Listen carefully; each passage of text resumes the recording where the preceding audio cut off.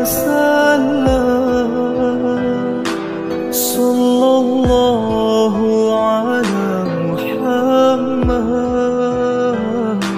صلى الله عليه وسلم صلى الله على محمد صلى الله عليه وسلم صلى الله على محمد صلى الله عليه وسلم أنت شمس أنت بدر أنت نور فوق نوري أنت شمس أنت بدر أنت نور فوق نوري أنت Assalamualaikum warahmatullahi wabarakatuh. Bismillahirrahmanirrahim. Alhamdulillahi rabbil alamin. Al-malikil haqqil mubin. Wassalatu wassalamu ala sayyidil mursalin Sayyidina Muhammad wa ala alihi wa ashabihi ajma'in shadiqil wa'dil amin. Subhanaka la ilma lana illa ma 'allamtana innaka antal alimul hakim wa la haula wa la quwwata illa billahil aliyyil azim. Rabbi shrah li sadri wa yassir li amri wahlul 'uqdatam min lisani yafqahu qawli amma ba'd. Qala ta'ala fil Qur'anil Karim. A'udzu billahi minasy syaithanir rajim. Bismillahirrahmanirrahim. Ya ayyuhalladzina amanu kutiba 'alaikumus shiyam kama kutiba 'alal ladzina min qablikum la'allakum tattaqun. Wa qala an-nabiy sallallahu alaihi wasallam law ya'lamu ummati ma fi ramadan latamannaw anna sanata kullaha ramadan. Shadaqallahul azim wa shadaqa rasuluhun nabiyul karim. Yang sama-sama kita hormati dan muliakan para ahli ulama, para orang-orang tua kita, tokoh masyarakat, tokoh agama yang berkesempatan hadir. Yang sama-sama kita hormati Ketua RT 14 yang berkesempatan hadir. Yang sama-sama kita hormati Ketua dan Jamaah Masjid Nurul Mujahidin yang pada subuh ini tetap istiqomah melaksanakan sholat subuh berjamaah di masjid yang kita cintai. Terusnya yang sama-sama kita hormati Ketua dan Jamaah Subuh Sedekah yang senantiasa setia dan istiqomah sudah lebih 1 tahun berkeliling di seputaran Kelurahan Sungai Salak, Kelurahan Kuling, Kelurahan Tujuh, dan sampai ke Teluk Jira. Mudah-mudahan apa yang kita laksanakan pada segala kegiatan kita, jemaah Masjid Nurul Mujahidin, jemaah Subuh Sedekah, semuanya diridhoi oleh Allah Subhanahu wa Ta'ala. Pertama-tama kita sama-sama kembali untuk mengingatkan untuk senantiasa bersyukur kepada Allah Subhanahu wa Ta'ala, yang mana kadang-kadang syukur itu mudah diucapkan, sulit untuk dilaksanakan.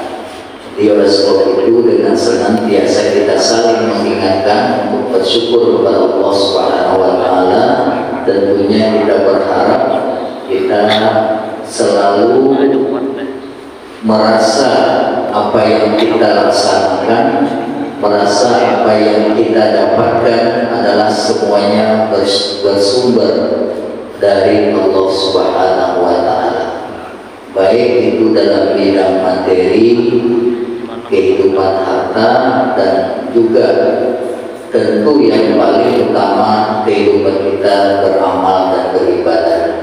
Kita sadari sepenuhnya dan kita syukuri bahwa semuanya itu adalah atas kudrat dan iradat serta pertolongan Allah Subhanahu wa Ta'ala, sehingga kita bisa melaksanakan segala amal ibadah, sehingga kita bisa mendapatkan apa dalam kehidupan kita ini untuk kehidupan kita sehari-hari. Maka sewajar dan sepatutnya kita mengucapkan Alhamdulillahirabbil alamin ala jami'i ni'amika ya Rabb, atas semua nikmat-nikmat Engkau kepada kami ya Allah ya Arhamar Rahimin.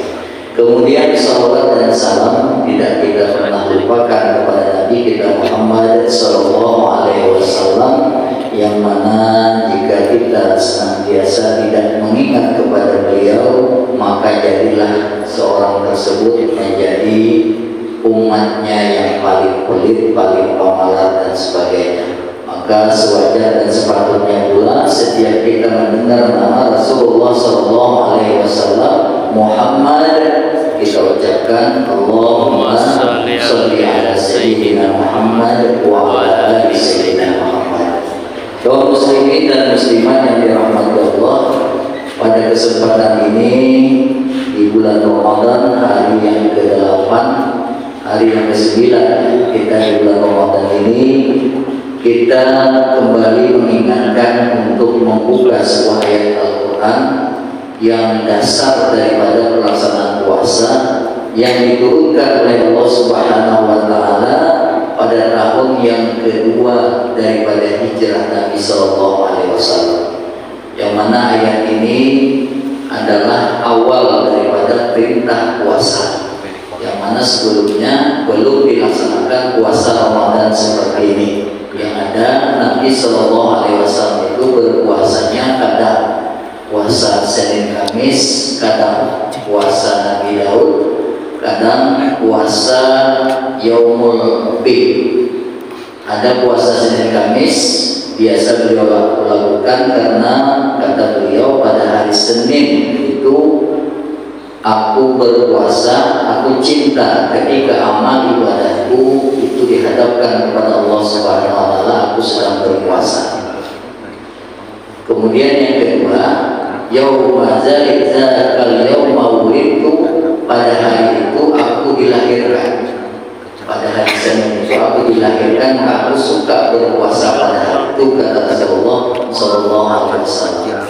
Yang pertama, pada hari Senin Rasulullah berpuasa dengan harapan pada saat berpuasa beliau amalnya dilaporkan kepada Allah. Dalam satu riwayat hadis, Bapak Ibu sekalian, puasa hari Senin dan Kamis ba'dal asri, sesudah sholat asar itu amal, dihadapkan amal-amal kita mulai dari Selasa, Rabu, dan Kamis.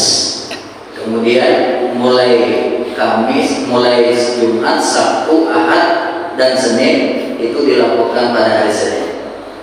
Jadi pelaporan amal itu yang dibawa oleh malaikat pencatat kiri dan kanan itu belum tercatat di hadapan Allah Subhanahu wa Ta'ala kalau mereka minta maaf dan ampun kepada Allah, bisa saja dihapuskan. Makanya itu sebelum 4 hari dia berdari itu begawi yang kata baik itu tak kasih minta ampun kepada Allah. Artinya dosa-dosa kecil yang tidak termasuk maksiat besar itu bisa saja diampuni oleh Allah Subhanahu wa Ta'ala karena catatan laporan belum sampai. Nah, maka ketika catatan laporan itu disampaikan kepada Allah, aku suka sedang berpuasa. Itu kata Rasulullah SAW, karena itu menambah nilai plus. Maksudnya kalau kita melihat seseorang selalu di depan masjid, maka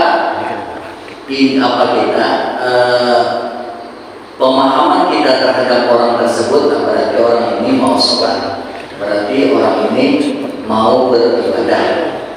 Tapi ketika kita melihat seseorang asal kita lewat selalu di depan kafe, maka pemikiran kita tentu negatif kepada orang ini. Seperti itu pula Allah Subhanahu wa Ta'ala memberikan penambahan dari sesuatu yang ditunjukkan ketika dia beramal. Kata Allah, umatku sedang apa? Kata laporan mereka, umatmu sedang puasa. Jadi bertambah amalan laporan itu bertambah baik jadinya. Jadi ketika kita dilaporkan amal kita, kata Rasulullah, aku suka berpuasa ketika amal itu dilaporkan. Nah, begitulah contohnya Allah juga terhadap kita. Ketika kita dilaporkan amal-amal kita yang mungkin ada tidak baiknya, ada juga yang baiknya setiap hari Senin dan Kamis, pada waktu itu kita sedang berpuasa, ada nilai plus dari Allah Subhanahu wa Ta'ala. Itu yang diajarkan oleh Rasulullah SAW. Kemudian juga beliau yang kedua, sebelum puasa Ramadan ini, puasanya puasa Nabi Daud. Puasa Nabi Daud itu adalah puasa sehari berbuka sehari. Puasa sehari berbuka sehari. Mungkin di antara kita ada yang pernah melakukan seperti itu selain hari Senin dan Kamis. Nah, mudah-mudahan ini juga bisa dilaksanakan dan di syariat Nabi Muhammad SAW. Puasa Nabi Daud itu tetap disunatkan, hukumnya sunat muakkad. Jadi selain Ramadan, puasa sehari buka, sehari depan lagi puasa, besoknya lagi buka. Seperti itu puasa Nabi Daud, hukumnya sunat muakkad. Kemudian yang ketiga, puasa Ayyamul Bid, puasa hari putih. Hari putih itu juga hukumnya sunat muakkad dalam syariat Rasulullah SAW, yaitu tanggal 13, 14, dan 15 setiap bulan Hijriah. Pada disebut dengan Ayyamul Bid, puasa hari putih, karena puasa pada hari itu bulan sedang terang-terangnya, maka disebut hari putih. Bukan puasa mutih, istilah orang Jawa. Kalau puasa mutih, istilah orang Jawa itu tidak makan yang bernyawa. Ini adalah pahat biasanya. Yang puasa mutih ini, kada makan yang bernyawa, yang dimakan itu nasi, lawan tempe, tahu paling lauknya. Itu puasa mutih. Ini puasa hari putih, beda. Puasa mutih dengan puasa hari putih. Ayyamul Bid itu artinya hari putih. Nah, di antara itulah, di antaranya Rasulullah SAW yang beliau lakukan sebelum turun ayat, ya ayyuhalladzina amanu kutiba alaikumusiyam. Hai orang-orang yang beriman, difardukan atas kalian berpuasa, kama kutiba alal ladzina min qablikum, sebagaimana pernah juga diwajibkan atas orang-orang sebelum kamu. Jadi puasa ini ada juga sudah pernah dilakukan oleh nabi-nabi sebelumnya. Itu tadi diantaranya Nabi Daud itu setiap hari berpuasa, besok buka. Itu Nabi Daud. Nabi Ibrahim juga seperti itu. Nabi Musa juga seperti itu. Itu yang dimaksud kama kutiba alal ladzina min qablikum, seperti pernah diwajibkan atas orang-orang sebelum kamu, dengan harapan terakhir daripada ayat itu la'allakum tattaqun, agar kalian bertakwa. Jadi jalan untuk bertakwa kepada Allah Subhanahu wa Ta'ala itu adalah berpuasa, salah satunya. Karena takwa itu adalah sesuatu yang menjadi harapan kita semua, dan dalam Al-Quran banyak. Apa itu takwa kategorinya? Kalau dalam surat Al-Baqarah itu dijelaskan, alladzina yu'minuna bil ghaib, satu. Orang yang bertakwa itu tanda-tandanya dalam surat Al-Baqarah ayat yang ke-5 dan ke-6 itu, orang-orang yang beriman percaya kepada yang gaib. Kalau kita percaya kepada Allah, percaya kepada malaikat, percaya kepada bangsa jin, itu juga termasuk percaya kepada yang gaib. Tapi untuk konteks bangsa jin itu percaya kita hanya percaya kepada keberadaannya. Iblis, jin, setan itu percaya kepada keberadaannya, beda dengan percaya kepada Allah, berbeda dengan percaya kepada Rasulullah, kepada malaikat ya. Yang gaib-gaib semuanya mereka itu gaib. Jadi kalau ada orang yang percaya yang gaib berarti tidak percaya kepada Allah. Kan sekarang itu berpemikiran kalau percaya kepada jin, percaya kepada jin penunggu karis umpamanya. Kita bukan percaya kepada langsung menuhankan. Memang mereka itu bangsa jin contohnya, mereka ada bertempat sama seperti kita. Karena memang selain Allah kan bertempat, kalau Allah ya tidak bertempat. Gaib juga mereka itu. Kenapa harus percaya ada penunggu pohon-pohonan? Ya kadang-kadang memang tempat mereka itu di pohon-pohon. Ya, bangsa jin itu tempat mereka di pohon-pohon atau rumah kamar yang kosong. Makanya itu kalau di rumah jangan dibiarkan kamar itu selalu kosong. Aku anak pulang jauh ya sekolah, jadi kamar kosongnya sekali-kali dibuka-buka, disapui, karena itu nanti menjadi tempatnya bangsa jin. Jadi kita percaya kepada bangsa jin itu bukan berarti kita seperti percaya kepada Allah. Kan banyak sekarang ini orang sedikit-sedikit itu menuhankan karis, itu menuhankan kayu arang, kita menuhankan. Kita percaya saja mereka itu bertempat di situ, itu maksudnya bertempat di situ dan memang tempat mereka seperti itu. Kadang-kadang ada juga bertempat di cincin, Pak. Itu bertempat, memang tempat mereka seperti itu. Lalu apakah kita harus diklaim kita percaya itu sama dengan percaya kepada Allah? Tidak. Maksudnya dalam Al-Quran sendiri kita disuruh alladzina yu'minuna bil ghaib, satu orang yang bertakwa itu percaya kepada yang gaib. Nah, karena terlepaslah percayanya kepada Allah, percayanya kepada malaikat, beda dengan percaya kepada bangsa-bangsa yang lain seperti jin, iblis itu. Jadi ada perbedaannya dengan masalah percaya. Bukan kemudian seluruh yang kita percaya itu lantas sama seperti kita menuhankannya, tidak seperti itu. Alladzina yu'minuna bil ghaib, satu di antara tanda-tanda orang yang bertakwa itu. Tanda orang bertakwa satu percaya kepada yang gaib. Walladzina yu'minuna bil ghaibi wa yuqimuna shalah. Nah, itu di antaranya. Mungkin kita kadang-kadang selalu menyebut takwa. Takwa, apa itu takwa? Satu di antaranya disebutkan dalam surat Al-Baqarah itu percaya kepada yang gaib. Yang kedua, wa yuqimuna shalah, mendirikan sembahyang, mendirikan sholat. Jadi sekarang dewasa ini juga ada orang yang mengkritik, kan kalau sembahyang itu sambatan dan orang agama lain sembah sang hyang. Itu kan bahasa yang diterjemahkan oleh para ulama dulu ke dalam bahasa kita. Arti sholat itu sembahyang, bukan berarti kita ngikut kepada agama lain. Nah, ini juga salah persepsi ini. Banyak sekali kita bahasa-bahasa yang sudah dijadikan arti daripada sesuatu di masa lalu sekarang digugah oleh sebagian umat Islam. Jangan menggunakan kalimat-kalimatnya itu lagi, itu untuk agama lain. Contoh satu sembahyang. Dalam kitab Siratal Mustaqim, syarah daripada yang disarankan oleh Sabilul Muhtadin, selalu 1000 tahun 1700 Siratal Mustaqim itu dikarang oleh Syekh Nuruddin Ar-Raniri Aceh. Syekh Nuruddin Ar-Raniri disarankan oleh Syekh Muhammad Arsyad Al-Banjari 1700-an, berarti sudah 400 tahun dari sekarang. Disebut sembahyang. Kalau dalam kitab disebutkan sembahyang, bukan sholat. Itu kan terjemah, bukan berarti kita ngikut kepada agama lain. Terjemah. Jadi kalau terjemah itu biasa, terjemah. Nah, kemudian yang kedua yang juga sering digugat adalah tentang penyebutan Tuhan. Menyembah Tuhan itu tidak boleh. Kenapa? Itu untuk agama lain. Kita sebut saja Allah. Nah, berarti yang hanya menyebut Tuhan itu tidak paham bahwa Allah Tuhan kita itu ada yang namanya zat, ada yang namanya sifat, ada yang namanya amal, ada yang namanya asma. Empat yang harus kita pahami. Ketika kita hanya menyebut Allah, bagaimana mengartikan la ilaha illallah?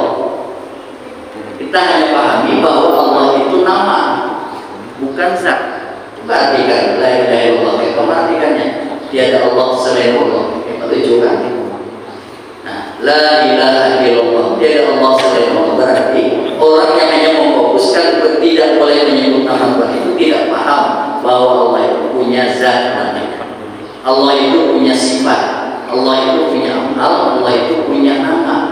Zatnya satu, asmanya boleh banyak. Zatnya hanya satu, yaitu wajibul wujud, wajib adanya. Tapi namanya boleh Allahur Rahmanur Rahimul Malikul Quddus Salamul Mu'minul Muhaiminul Azizul Jabbarul Mutakabbir dan seterusnya sampai 99 itu namanya asma, nama. Jadi zat hanya boleh satu, tapi nama boleh banyak. Kita ini ya banyak gelar-gelarnya, ya. Ada di antara kita ini kadang-kadang namanya Supriya iya nah jauh artinya orangnya beda ya, sama ya. Nah, jadi boleh nama itu banyak, zat hanya boleh satu karena Allahul Ahad, Allah yang Esa. Jadi oleh sebab itu ketika kita mengatakan sesuatu tentu harus ada dasar ilmunya. Tidak boleh menyebut Tuhan itu bukan menyebabkan kita itu ikut kepada agama lain, tetapi penyebutan Tuhan itu adalah sebagai bentuk menyatakan zat Allah Subhanahu wa Ta'ala. Mana buktinya dalam Al-Quran Bapak Ibu sekalian? Ada ilahun, ada Rabbun. Apa artinya? Ilahun satu, Rabbun satu dalam Al-Quran. Ilahun artinya Tuhan, Rabbun juga artinya Tuhan. Ilahi Rabbi, Tuhanku. Coba bayangkan, kalau kita tidak memperdalam bahasa Al-Quran, ya gampang saja kita mengatakan tak boleh menyebut Tuhan. Coba artikan ilahun, artinya dalam Al-Quran. Rabbun, apa artinya? Apakah dua Tuhan kemudian dalam Al-Quran? Tidak, satu saja. Ilahun itu fungsi Tuhan Allah sebagai sesembahan, fungsinya yang berbeda. Kalau Rabbun itu fungsi Allah sebagai sang pencipta, sang pemelihara, sang sebagainya. Itu fungsinya yang berbeda. Tapi penyebutannya dalam Al-Quran itu tetap ada, bisa disalahkan. Rabbun, ilahi Rabbi, Rabbi firli warhamni, mujibuni, Rabbi fir, Rabbana firlan, ya kan? Ilahi Rabbi. Banyak dalam Al-Quran yang menunjukkan tentang penyebutan Allah sebagai zat, penyebutan Allah sebagai zat. Artinya oleh sebab itu maka dipahami sekali yang namanya sesuatu yang mungkin menurut dalam pemikiran kita tidak sesuai dengan ajaran Islam, tapi sebenarnya itu adalah yang sesungguhnya daripada ajaran Islam. Yuqimunas shalah. Yang kedua, yang ketiga, wa yutuz zakat. Di antara tanda-tanda orang beriman itu membayar zakat. Di antaranya, allazina yu'minuna bil ghaibi yuqimunas sholata wa mimma razaqnahum yunfiqun. Itu di antaranya pemahaman daripada zakat. Wa mimma razaqnahum yunfiqun. Dan sebahagian daripada harta yang kami berikan mereka nafkahkan. Nafkah di sini artinya sedekah. Sedekah itu terbagi dua, sedekah wajib disebut zakat, sedekah sunat disebut infak. Nah di sini ada beberapa pemahaman juga yang mungkin masih kita kurang tepat dalam memahami istilah wakaf, istilah infak, istilah sedekah. Ada di beberapa masjid kita itu tidak mau menggunakan harta yang diinfakkan orang karena itu wakaf. Untuk apa? Hanya untuk beli semen, beli pasir, beli batu, karena wakaf untuk itu saja. Tidak boleh untuk membayar gaji kaum, tidak boleh membayar gaji tukang bersih masjid, tidak boleh membayar pengajian. Nah maka dalam hal ini tentunya berarti salah memahami apa yang disebut dengan infak atau wakaf. Wakaf dalam istilah bahasa disebut waqafa yaqifu waqfan, artinya sesuatu yang terhenti. Jadi kalau sesuatu yang terhenti itu wajar aja kalau ini diwakafkan ke masjid harus hancur di situ, kalau boleh dipindah, kalau boleh dijual. Kalau itu betul wakaf. Tapi dalam hal ini para ulama mendefinisikan yang namanya wakaf itu adalah benda kada bergerak.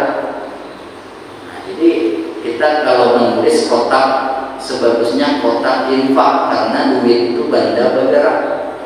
Karena yang dipakai duit itu bukan bendanya, bukan zatnya, tapi kimahnya, harganya. Ya kan, kita dapat harta infak, kita tukarkan sen. Nah, berarti karena harganya duit itulah yang menjadi wakaf. Maka oleh sebab itu yang tepat untuk kotak amal itu adalah infak. Namun hendak wakaf, bawa aja kasih pisamen, bawa pasir, bawa batu, itu wakaf namanya. Jadi untuk menghindari dan nanti kesalahpahaman, banyak yang dari kita salah paham di situ. Karena kadang mau menggunakan duit infak itu untuk membayar gaji pengajian, untuk membangun apa namanya membayar kaum.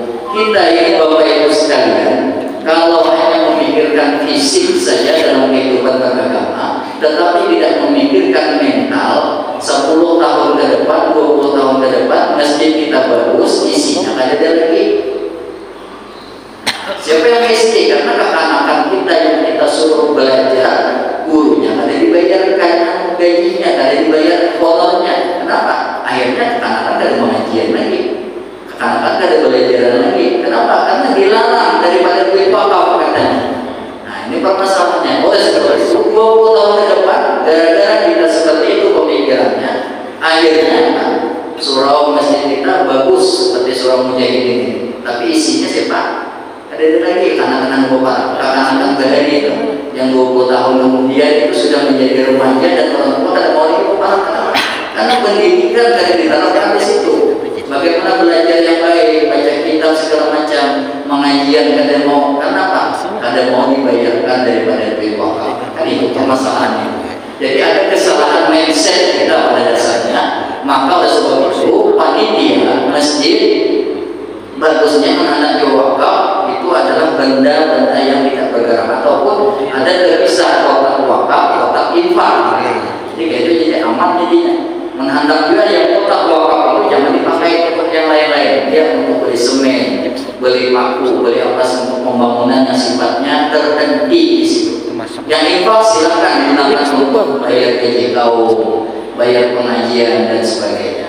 Nah ini yunfiquna mimma razaqnahum yunfiqun, ya. Walladzina yu'minuna mimma razaqnahum yunfiqun. Di antara tanda-tanda orang yang bertakwa itu mereka yang menginfakkan sebagian hartanya. Ada yang wajib, ada yang sunat. Yang wajib ini yang kadang-kadang Bapak Ibu sekalian kita agak kurang perhatian. Padahal zakat sedekah wajib atau disebut dengan zakat itu termasuk rukun Islam. Rukun Islam tidak bisa tidak, sama dengan sembahyang, sama dengan puasa, sama dengan haji. Haji rajin tapi berzakat kada. Umrah pulang terus berzakat kada. Sembahyang mantap, puasa mantap, berzakat kada, sama itu kada. Kenapa? Karena dia termasuk rukun Islam. Kita tidak menyebut orang-orang yang kaya di antara kita kalau tidak berzakat. Itu di masa Rasulullah, di masa sahabat itu dipaksa diambil oleh Umar bin Khattab, Abu Bakar Siddiq, diperangi bahkan dengan sebutan ingkar zakat, karena mereka juga menentang ajaran Islam. Maka oleh sebab itu kepada yang sudah berhak mengeluarkan zakat, yaitu yang sudah mencapai hartanya satu nisabnya itu berapa dalam hukum fikih? 85 gram emas. 85 gram emas kalau dimayangkan 25 mayang lebih kurang. Jadi kalau sudah punya harta sebanyak itu, terputar lagi menjadi haul 1 tahun, simpanan di bank kah, duitnya amas kah, atau harta perdagangan kah, sebanyak itu terputar 1 tahun, wajib keluarkan zakatnya. Dan zakat ini kemudian tadi ada zakat mal, ada zakat fitrah. Nanti yang akan kita bicarakan mungkin lebih lanjut lagi. Nah, yang zakat mal saja dulu. Zakat mal itu berapa dikeluarkan? Adalah 2,5%. 2,5% atau 1/40. Berarti kalau 100 juta 2,5 juta keluarkan. Jadi kalau dia diduitkan, wah ini 25 mayang itu berapa duitnya, Bu? Ibu ini tahu apa harga emasnya? 3 juta ya, Bu. Nah, 3 kali 25, 75 juta.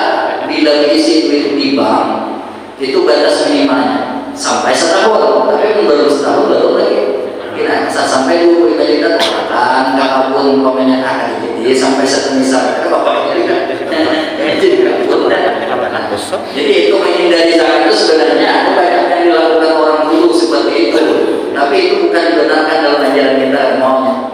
Kalau anak mendustai Tuhan, bisa sebenarnya kita sudah sampai menjadi orang sugi 75 juta basic duit di bank. Kira sudah setahun, 11 bulan, tukarkan kakakpun separuh. Nah jadi kita orang sugi kan wajib zakat. Gitu. Nah itulah cara kalau ini menghindari zakat. Tapi bagaimana caranya kalau kita mau juga sampaikan setahun, keluarkan zakatnya hanya tukarkan kakakpun. Caranya jadi kita kewajiban membayarkan, kemudian kita juga bisa berkah harta kita untuk kakakpun segala macam. Itu yang ada dilakukan, itu disebut oleh Pengurus ini menandai Tuhan gampangnya begitu.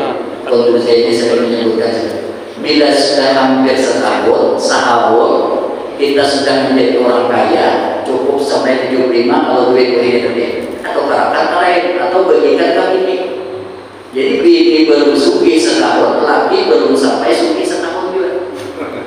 Itu caranya. Itu ngarannya mengakali Allah Subhanahu Wa Taala. Inilah kesalahan-kesalahan kita dalam beragama. Kita selalu mengakal-akali menurut pikiran kita. Maka oleh sebab itu kita beragama ini pandulah kepada Al-Quran. Kata Al-Quran tadi, orang yang dikategorikan bertakwa itu yang ketiga adalah orang yang menafkahkan sebagian hartanya. Wa yunfiquna mimma razaqnahu yunfiqun wa mimma razaqnahu yunfiqun, begitu bahasanya. Sebagian daripada hartanya diinfakkan. Infak itu yang wajib atau yang kemudian kita bagusnya kita juga bahas pada kesempatan ini tentang zakat fitrah, karena termasuk kewajiban kita. Kewajiban kita zakat fitrah itu di akhir Ramadan ini adalah yang harus kita keluarkan sebagai zakat diri. Kalau tadi zakat harta, maka kita himbau kepada kita semua, karena zakat fitrah ini tidak tertentu kepada orang kaya saja, tapi semua umat Islam yang lahir bahkan di malam Idul Fitri itu wajib mengeluarkan zakat fitrah. Ada batasan yang mulai dulu lahirnya sampai yang terakhir lahirnya karena malam Idul Fitri. Apalagi yang lahir Ramadan tadi, kemudian meninggal baru zakat fitrahnya. Kenapa? Karena memang masuk dalam seorang yang telah memasuki Ramadan. Idul Fitri aja lahir besoknya malamnya itu sudah juga wajib mengeluarkan zakat fitrah. Berapa yang dikeluarkan dalam zakat fitrah itu menurut Imam Syafi'i adalah satu sak makanan pokok. Jadi kalau kita fokus saja bermasalah kepada Imam Syafi'i, kita harus mengeluarkan bentuk makanan pokok. Kalau dia di Madura itu sapi, kalau di Maluku itu jagung, kalau di seluruh Indonesia umumnya beras. Karena di zaman Nabi itu adalah yang dikeluarkan syair, gandum yang beliau keluarkan. Satu sak itu berbeda pendapat ulama. Ada yang mengatakan 2,8 kg, 2 kilo 8 mata. Ada yang mengatakan 3 kilo, tapi keputusan dari Kementerian Agama 2,5 kilo. itu menurut sebagian, tapi kita tidak usah diekspos keluar. Itu menurut sebagian kurang masih. Jadi kita untuk beramal itu bagusnya latihan agar kita juga. Jadi mengeluarkan zakat fitrah itu bagusnya 3 kilo. Jadi aman kita kalau kan kayaknya yang 2 setengah kanan. Nah jadi kayak kampung BK ini dia tidak ini tidak ada yang terlalu pasti betul. Ada sebagian pendapat bagusnya kita lebihkan kalau berzakat. Kenapa? Karena lebih orang lain dari kita kan zakat diri. Dan kemudian apa pemakan kita setiap hari itu dikeluarkan. Amun pemakan itu baris yang lumos, baris solo dikeluarkan, baris solo itu artinya pemakan. Ambil diri seorang pemakan, ya kan? Kita makan apa hari baris solo keluar. Itu ya ketentuannya. Kalau kita makannya baris karya itu. Tapi kalau kita mau makan baris karya, keluarkan baris solo, mantap. Bagusnya itu jangan terbalik. Baris solo hari-hari yang dikeluarkan baris solo. Nah, artinya memelarkan diri seorang. Kenapa? Dia untuk mensucikan diri. Ya. Kenapa? Mensucikan diri itu adalah kewajiban kita di Ramadan ini. Kemudian yang terakhir, Allah mengimbau kepada para amil yang ada di masjid-masjid, termasuk masjid BMG, tolong kita diresmikan keberadaan amil. Arti resmi itu nanti ada efeknya, Pak. Ada efeknya kalau kita ada resmikan dan di-SK-kan oleh pemerintah. Dalam hal ini perpanjangan tangan pemerintah saat ini adalah Basnas yang untuk urusan zakat, atau dulu adalah Kementerian Agama. Kalau tidak dikeluarkan daripada perpanjangan tangan pemerintah atau pemerintahnya langsung, maka keberadaan amil itu ilegal. Artinya, dia melaksanakan pelaksanaan amil itu kada sah secara agama. Karena ia menerima daripada bagian amil seperdelapan, ada sah yang dia haram hukumnya. Kenapa? Dia ada sah dari amil. Orang-orang ambil bagian amil. Nah itu. Jadi walaupun bagaimana kita dengan sultan, dengan umarah itu tetap tidak bisa lepas. Kayak kamu juga. Karena semuanya kita ini wajib taat ulil amri minkum, taat kepada pemerintah kita. Artinya hanya sekedar mengeluarkan sekali. Kita ini ya. Jadi tolong kepada amil-amil atau di RT yang mau beramil, tolong diresmikan adanya susunannya. Cukup paling kurang 2 sekretaris bendahara dia pada anggota. Cukup 3 dia. Ada lagi anggota tambah silakan. 3 orang anggota yang lain. Tapi yang penting ada pengesahan daripada umarah atau sultan. Ini yang terpenting. Bapak Ibu sekalian yang saya muliakan, karena waktu juga yang memisahkan kita pada kesempatan yang berbahagia ini, mohon maaf atas segala kekurangan dan terima kasih atas segala perhatian. Billahi taufiq wal hidayah. Wassalamualaikum warahmatullahi wabarakatuh.